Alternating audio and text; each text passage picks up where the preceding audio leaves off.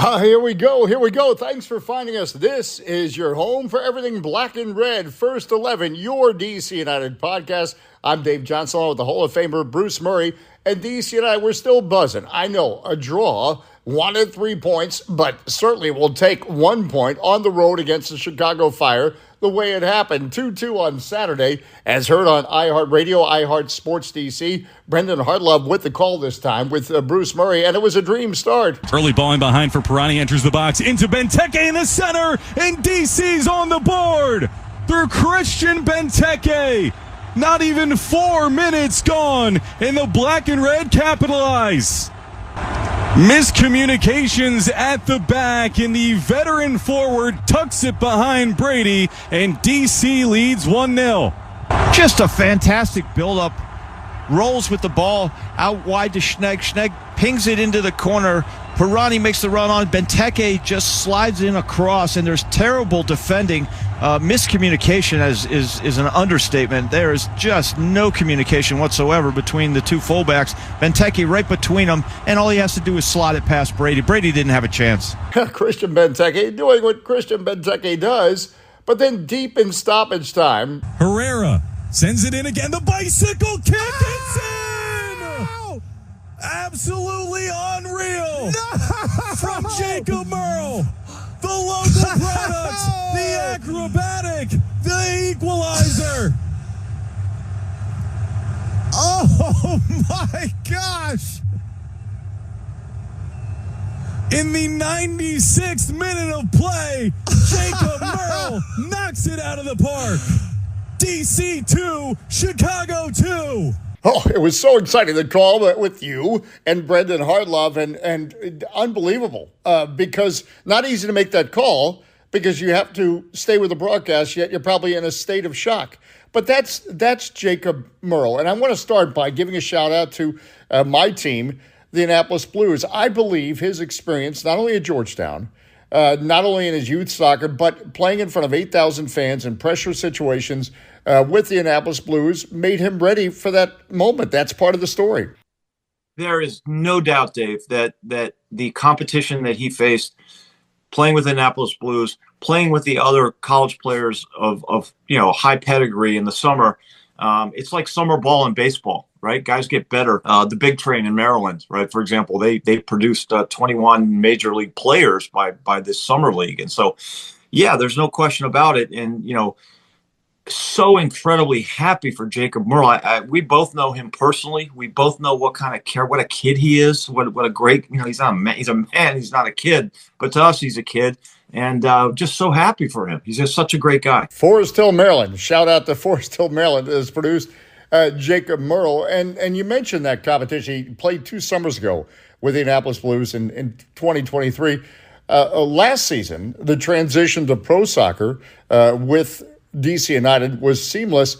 But I also want to give a shout out. I think the confidence maybe at Christian Benteke. Speak to this because you were once a young player and needed confidence infused in you. You're already a confident guy. I've never known you not to be. But you still, no matter how good you are, you need that support of veterans. Well, I remember, my national team days, the very early days, guys like Ricky Davis and Kevin Crow from San Diego, and just some of the old NASL guys took me under their wing. Ernhard Kapp, the Cosmos player, and gave me confidence. I mean, told me, look, they say, you're a really good player.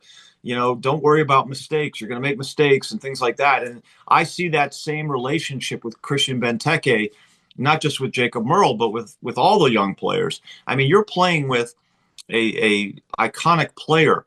And it's almost like you've got your autograph book in one pocket, and on the other pocket, a guy played at Liverpool, and then the other side of it is Christian and you have to form a relationship in order to get the best out of it. And and just in that first goal in the first week when Jacob just chipped up to the back post, that is a guaranteed conversation that's been had many times. Well, that's Jacob Merle assisting on that Christian Benteke's first goal of the season against Toronto.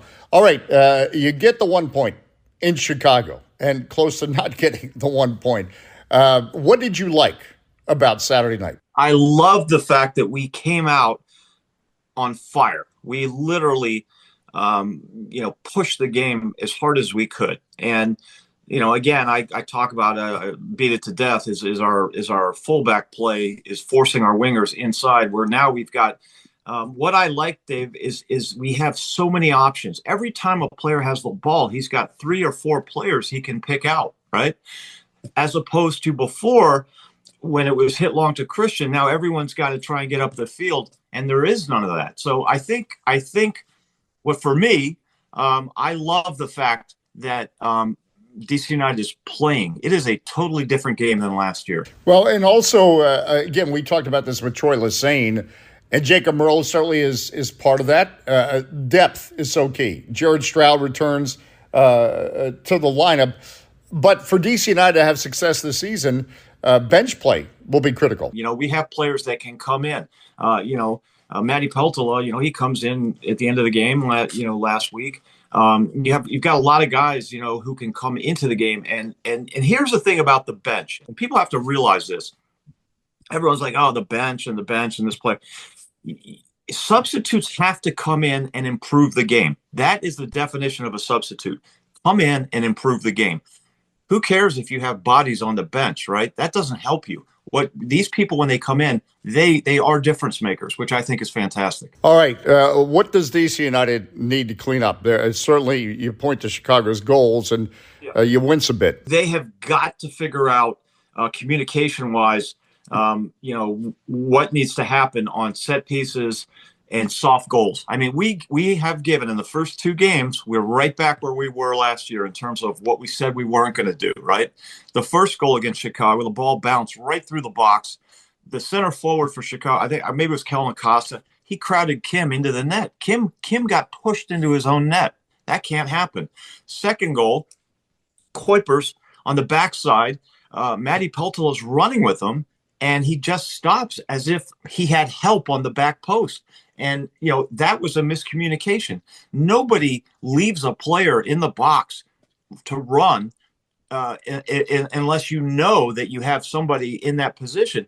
And so Peltola, and there was a communication issue with, I don't know who it was on the other side, but that other player was not there. So when Kuipers stopped and went in behind Peltola kept going, and he was marking nobody, and then all of a sudden, Kuipers is wide open on the back post. That cannot happen. All right, 2 weeks, 2 points for DC United. Looking for more, looking to clean things up Saturday against Sporting Kansas City. Of course, it's a home game. You'll be able to sync with Apple TV if you have that subscription. As always, coverage on iHeartRadio, iHeart Sports DC, beginning at 7:15. Once again, Brendan Hartlove will be on the call with Bruce Murray. Hey, we promised you. We'll give you DC United, the whole world, in 11 minutes or less.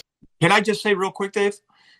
The goal that obviously Jacob Merle scored is one of the best goals you're ever going to see. And he had to come backwards 7 yards, and then he had to have the idea in his head where the goal was.